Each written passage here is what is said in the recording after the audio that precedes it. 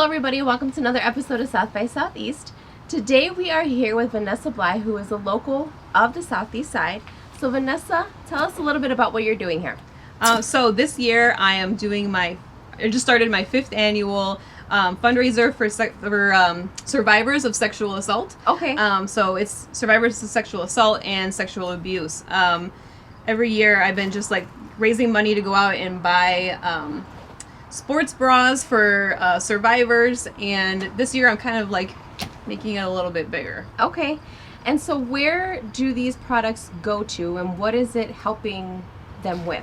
So I work with 2 organizations, the YWCA in Chicago, South Suburbs, and DuPage County. Okay. And then this year I've actually added on Fairhaven Center, which is in Highland, Indiana. Okay. They're a lot smaller, but they still are in big need. So where do they go?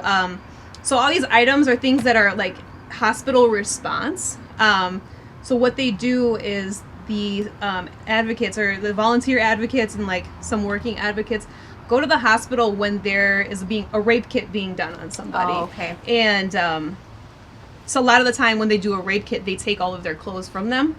And so they provide them a change of clothes. Mm-hmm. So this year I decided to do a couple extra things, which is a child response kit, which is like a teddy bear, a coloring book, and crayons, and then also a toiletry set for them to have a shower after the kit. Okay, that's really good, and this just more makes it feel like homey for them, so that they're not as scared. Yes. And then tell me a little bit about what is in these packages that you've set up. Sure.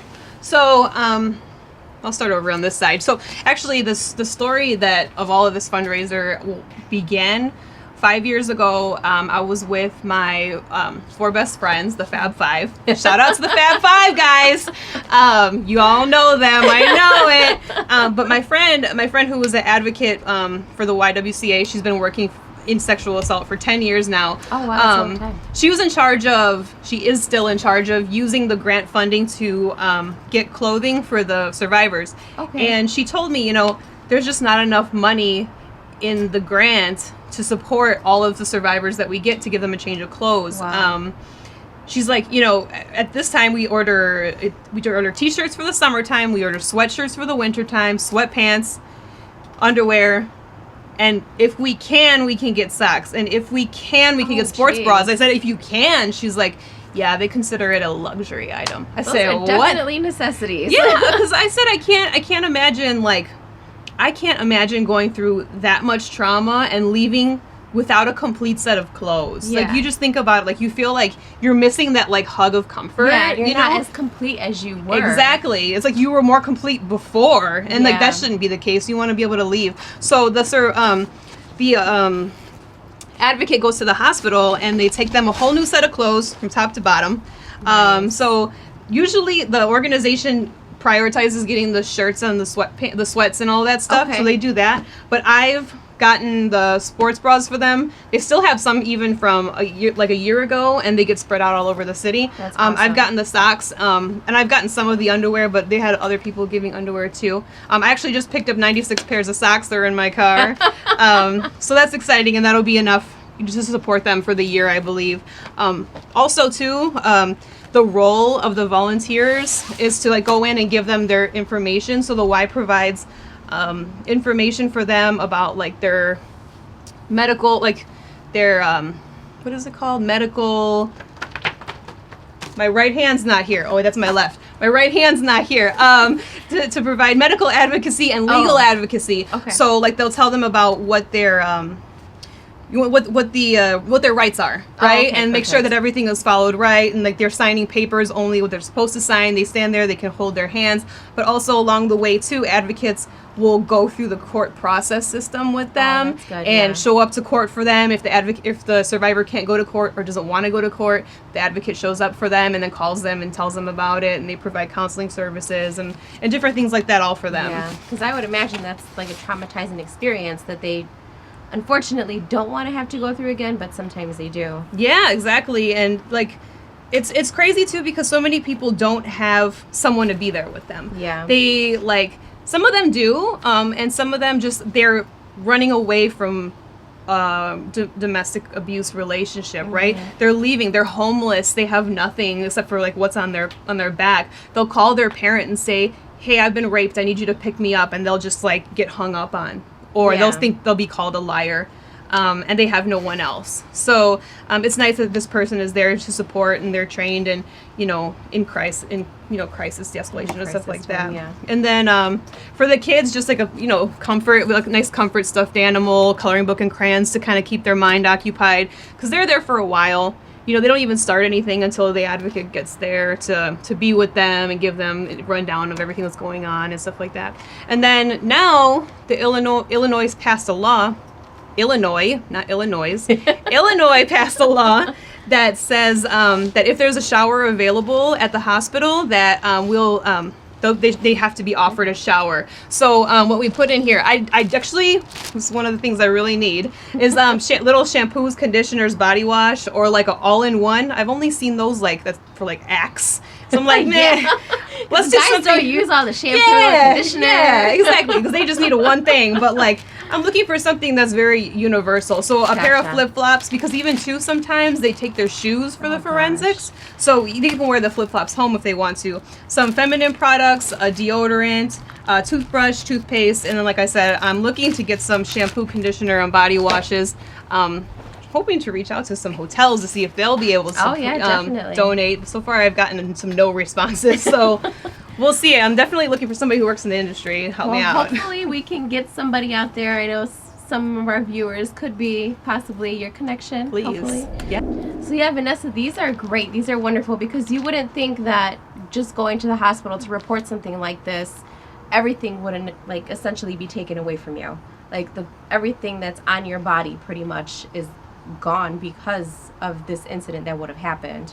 And like even something as simple as a teddy bear for children, so to me it's very impactful for what you're doing. And right now a lot of child trafficking, sex trafficking is going on, and people don't really talk about it. So it's good that something here locally is being done to at least try and help survivors feel a little bit more comfort, even though they've come from a bad situation. So thank you for bringing this to light. Not a lot of people are willing to talk about, things like this that go on at the hospital. But what can other people do? Like people out there who are watching, what can they do to help you obtain these items? Obviously they're going to run out, whether it be now or, months from now. So what can they do to help provide you with all of these essentials that are really needed for these survivors? Sure. Well, one of the things that I've always advocated for is to donate to me. Donate to me because I am a crazy shopper. Not even just telling me about that. I love shopping, but I love getting a deal. So a lot of people say, well, what can I give you for my house? Like we need new items. Yeah. That's one of the things is what we do. It's need not like new somebody items. could be going around with other people's underwear. Exactly. like we're not like a thrift shop, right? Yeah. We're giving them new items. But I make money stretch. I make money really stretch. So like, for example, this sports bra here, I can get this for like $2.50, where if you go to the store, you might get it for like $6. Yeah. I'm buying like in bulk. I'm buying with coupons. I go to discount stores all over the city, which is kind of fun. Like right now, my journey is to go to all the Dollar Trees and buy all the flip-flops. And then I found out Dollar General had them for 50 cents. So then I was on a whole new adventure. It's a whole other thing. I know. So, those coloring books I paid 50 cents for. Back to school time, the crayons, I paid $0.25 for them. So it's like I'm getting things, I'm really taking if you give me $5 can pay for that toiletry bag. $5 can pay for a child response kit. $5 can get 2 bras for survivors. So I really encourage people, if they can, to donate funds. And I have, if you follow my 5th annual fundraiser Facebook page, I have all the information about my PayPal, my Venmo, my Cash App. I have all the apps, but also I have a GoFundMe page. And all the donations that I get, even outside of GoFundMe, I put on the page so you can follow along to see how much I've raised. We're 45% funded. Hey! Yay! Super Almost excited there. about that. I know. Over the past 4 years, I've probably raised about $5,000, and this year my goal is to make $5,000. Awesome. We got to make that happen. I know, and we've raised about, I think it's $2,300 almost, but the retail value of everything that I've already given them this year is over $10,000. That's awesome. So yeah, it's really cool. I love that. But also I have an Amazon wish list if people want to donate. But that way, you know, you can just go to the Amazon wish list, select my address for shipping, and send it that way. But also I encourage people to like go among your friends and have like a drive if this is a cause that you think is really important, which I think everyone should.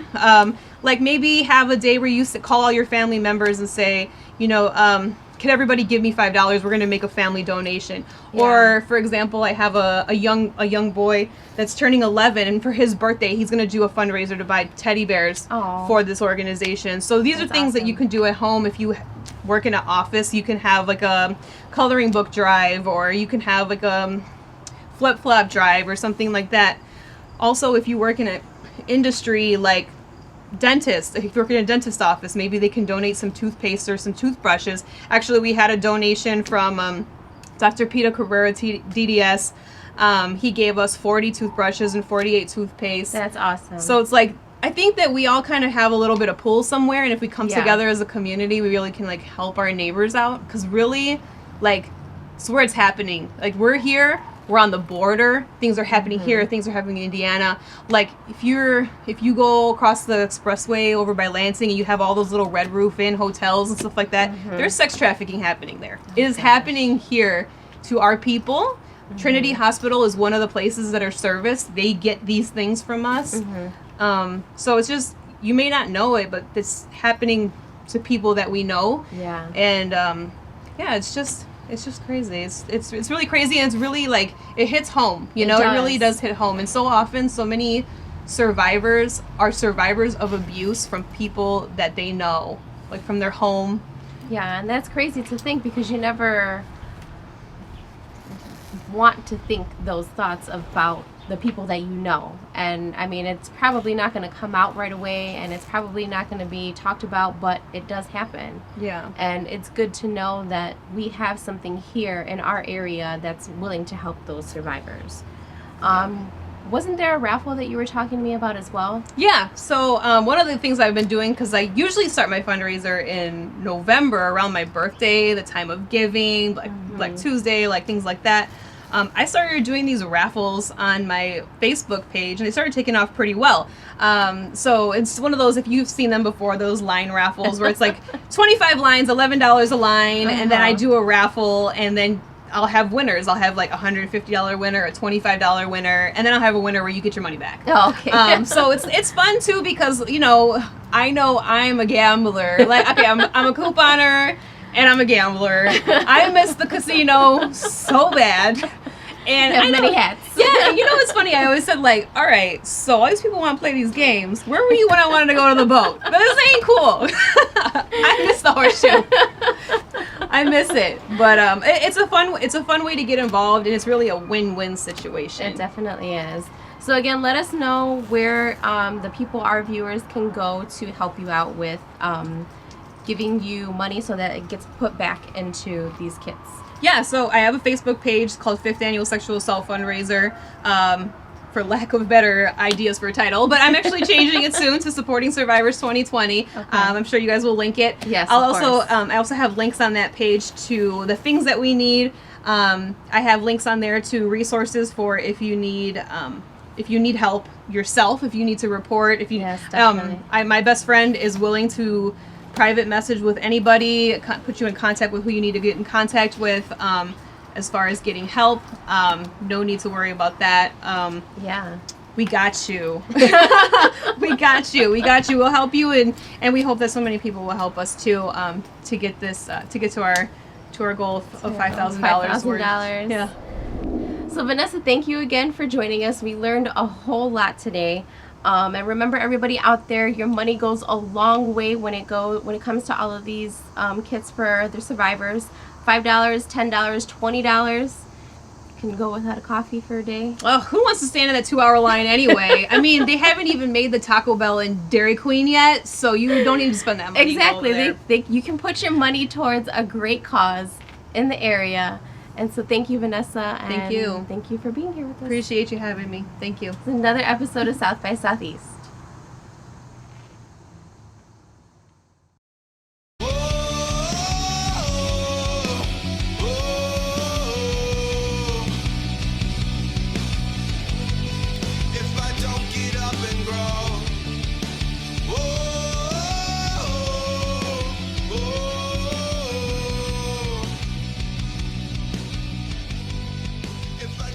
get up and grow.